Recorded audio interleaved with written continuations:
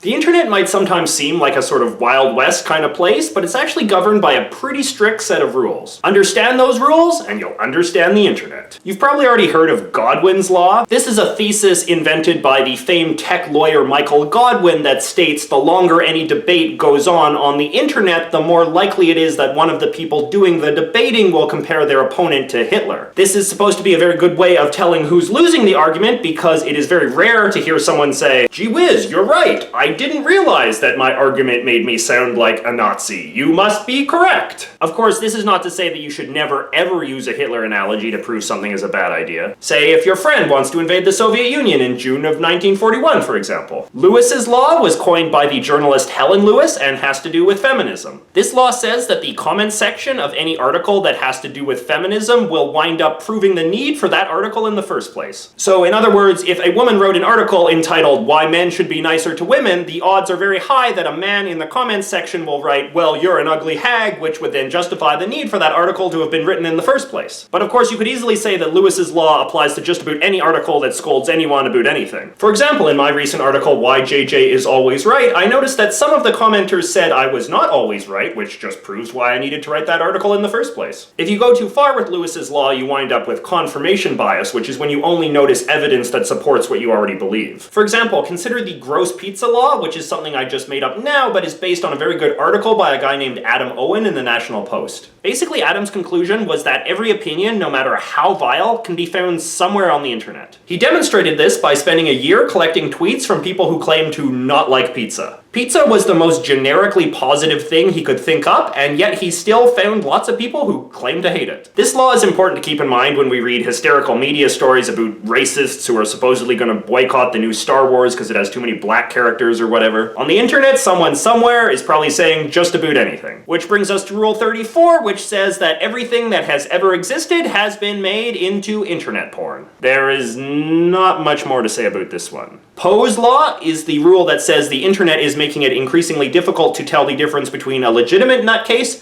and someone merely pretending to be one. So for example, was that orco porn picture made by someone with a legitimate orco fetish, or just someone who is making fun of how absurd an orco fetish would be? There is just no way of knowing these days. The Onion suffers from this a lot. As self-evidently fake as you might think a lot of their stories are, it seems there is always a politician somewhere who takes them seriously. And finally, we have my personal favorite, Betteridge's Law, or as it might be more accurately called, the Law of Clickbait. Ian Betteridge is a journalist, and after poring over a lot of online media stories, he realized something. Anytime a headline asks you a question, the answer is usually no. Is Apple planning to buy Tesla? No. Is proton therapy the magic bullet for cancer? No. Could swearing at your basil plant make it grow? No. Is President Obama planning to impose martial law? No. This one is cool because it actually has some hard data behind it. Earlier this year, blogger Mats Lindander analyzed over 700 articles from 13 of the world's top news sites, and he found that in 60% of the cases where the headline asked you a question, the answer was either no or at best, maybe. The title of his study was predictable. So there you go, those are a few of the iron laws of the internet. If I missed any important ones, please let me know in the comments below, and as usual, don't forget to like and subscribe, because one of the other iron laws of the internet is that YouTube people must always end their videos asking their audience to do things that they would never do themselves.